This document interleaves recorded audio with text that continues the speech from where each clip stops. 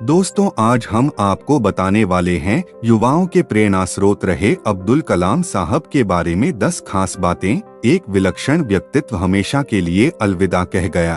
भारत की अग्नि मिसाइल को उड़ान देने वाले मशहूर वैज्ञानिक और पूर्व राष्ट्रपति एपीजे अब्दुल कलाम नहीं रहे। शिलोंग आईआईएम में लेक्चर देते हुए उन्हें दिल का दौरा पड़ा। आनन फानन में अस्पताल ले जाया गया, लेकिन डॉक्टर कुछ नहीं कर सके। 83 वर्ष के कलाम साथ छोड़ चुके थे। एपीजे अब्दुल कलाम का पूरा नाम अबुल पकीर जैनुल्लाब्दीन अब्दुल कलाम था। एक मछुआरे का बेटा अखबार बेचा करता था। यह कलाम के जीवन का शुरुआती सफर था। वे देश के चोटी के वैज्ञानिक बने और फिर सबसे बड़े राष्ट्रपति पद को भी शोभायमान किया। वे करोड़ों युवाओं के प्रेरणा स्रोत रहे। अपनी वाक कला से हजारों की भीड़ को मंत्रमुग्ध करते रहे। युवाओं में नया करने का जोश और हौसला भरते रहे। 2 दर्जन किताबों में अपने अनुभव का निचोड़ पेश किया, लेकिन अंत तक ट्विटर प्रोफाइल पर खुद को एक लर्नर बताते रहे। ट्विटर पर उनका परिचय इस तरह है: scientist, teacher, learner, writer. Bharat के 11वें राष्ट्रपति के रूप में सेवाएं दी। 2020 तक भारत को आर्थिक रूप से समृद्ध बनाने के लिए काम कर रहे थे। तो आइए जानते हैं वो कौन सी 10 खास बातें थीं कलाम साहब के बारे में। नंबर 1, एपीजे अब्दुल कलाम का जन्म 15 अक्टूबर 1931 को दक्षिण भारतीय राज्य तमिलनाडु के रामेश्वरम में हुआ। नंबर 2, पेशे से नाविक। कलाम के पिता ज्यादा पढ़े लिखे नहीं थे। ये मछुआरों को नाव किराए पर दिया करते थे। 5 भाई और 5 बहनों वाले परिवार को चलाने के लिए पिता के पैसे कम पड़ जाते थे, इसलिए शुरुआती शिक्षा जारी रखने के लिए कलाम को अखबार बेचने का काम भी करना पड़ा। नंबर 3, 8 साल की उम्र से ही कलाम सुबह 4 बजे उठते थे और नहाकर गणित की पढ़ाई करने चले जाते थे।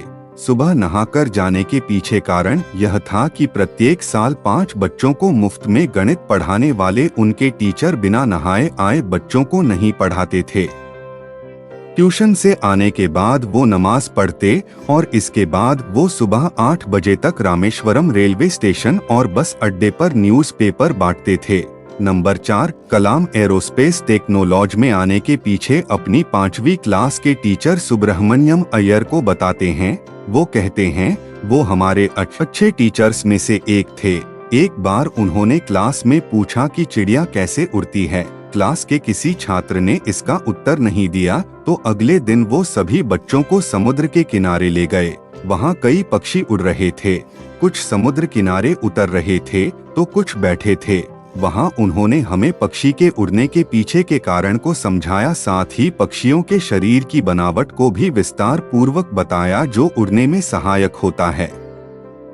उनके द्वारा समझाई गई ये बातें मेरे अंदर इस कदर समा गई कि मुझे हमेशा महसूस होने लगा कि मैं रामेश्वरम के समुद्र तट पर हूँ, और उस दिन की घटना ने मुझे जिंदगी का लक्ष्य निर्धारित करने की प्रेरणा दी। बाद में मैंने तय किया कि उड़ान की दिशा में ही अपना करियर बनाऊं। मैंने बाद में फिजिक्स की पढ़ाई की और मद्रास इंजीनियरिंग कॉलेज से एरोनॉटिकल इंजीनियरिंग में पढ़ाई की।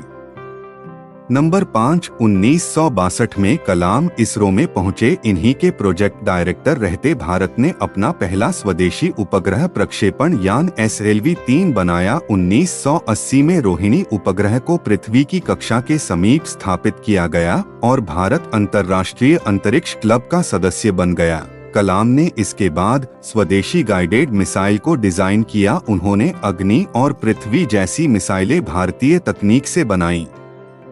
नंबर 6, 1992 से 1999 तक कलाम रक्षा मंत्री के रक्षा सलाहकार भी रहे। इस दौरान वाजपेयी सरकार ने पोखरण में दूसरी बार न्यूक्लियर टेस्ट भी किए और भारत परमाणु हथियार बनाने वाले देशों में शामिल हो गया।